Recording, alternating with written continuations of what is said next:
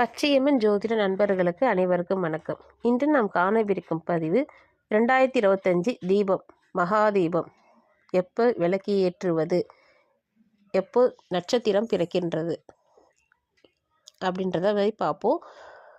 தீபத்திற்கு முன்னால் பரணி தீபம் அப்படி சொல்லுவாங்க.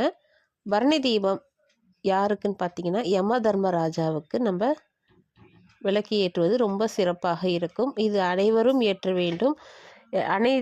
எல்லா வீட்லேயுமே குறைந்தபட்சம் 5 விளக்கு கண்டிப்பாக ஏற்றணும். அப்படி ஏற்றணுன்னா நிறைய பேர் வீட்டில் வயசானவங்க இருப்பாங்க, ரொம்ப நோய் தாக்குதலுக்குள்ளானவங்க இருப்பாங்க, கொஞ்சம் பயம் சுபாவம் இருக்கவங்க இருப்பாங்க. அவங்களுக்கெல்லாம் எந்தவித பிரச்சனையும் இல்லாமல் யமதர்மன் காப்பான்றது சொல்லுவாங்க. ஆனால் இதுக்கு உண்டான புராண வரலாறு இருக்குது. அதை பற்றி பேசணுன்னா நேரம் காலம் பத்தாது. ஆனால் இன்றைய நாளில் இன்று தான் அது பரணி தீபம் 2/12/2025 பரணி தீபம் மாலை 6:30 மணிக்கு மேல் தான் ஏற்றணும். ஏன்னா பரணி நட்சத்திரம் அப்போ தான் பிறக்கின்றது. எப்போ முடியுதுன்னு பார்த்தீங்கன்னா 3/12/2025 மாலை 6 மணி நம்ம விளக்கேற்றுவோம். ஆனால் 4 மணிக்கே நமக்கு பரணி முடிந்து கார்த்திகை ஆரம்பிக்கிறது. அப்போ தீபம் பார்த்திங்கன்னா மறுநாள் மகாதீபம் காலையில் எழுந்துச்சு நம்ம நீராடி விட்டு விடியற் காலை தீபம் மாலையில் தான் ஏற்றணும் அப்படின்றதெல்லாம் இல்லை. காலையிலேயே எழுந்துச்சு மரண தீபம் முன்னணி ஏற்றிடுறீங்க.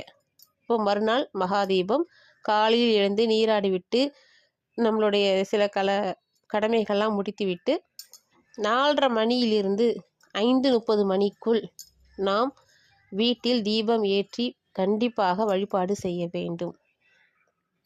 அப்படி செஞ்சு வந்தீங்கன்னா ரொம்ப வீடு செழிப்பாக இருக்கும்.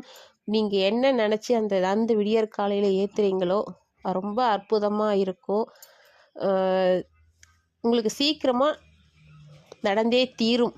நடக்கும் சொல்லக்கூடாது, நடந்தே தீரும். நீங்கள் என்ன நினச்சி நீங்கள் அந்த விளக்கு ஏற்றுறீங்களோ நடந்தே தீரும்.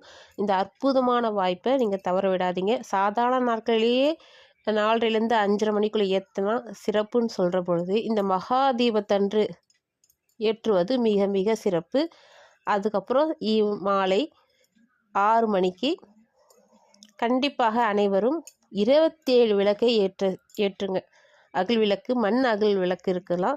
வெள்ளியில் ஏற்றுறவங்க ஏற்றுங்க, வசதி இருக்கிறவங்க வெள்ளியில் ஏற்றுவாங்க.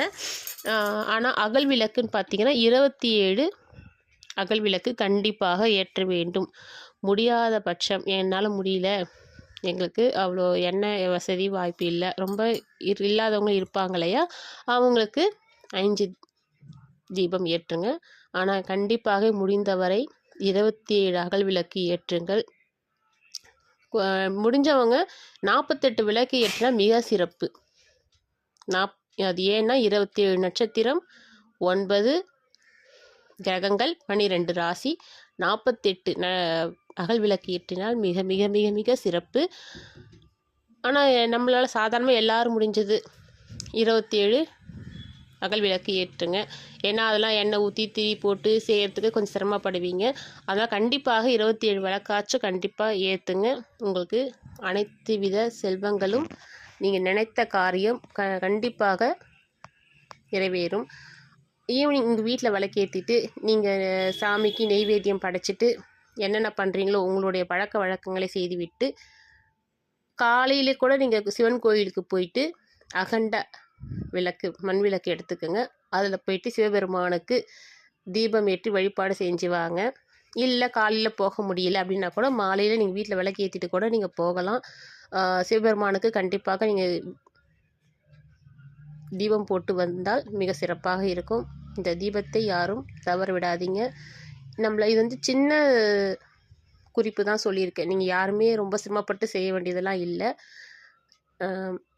தவற விடாதீங்க. நன்றி, வணக்கம். உங்கள் ஜோதிடர் கவிதா.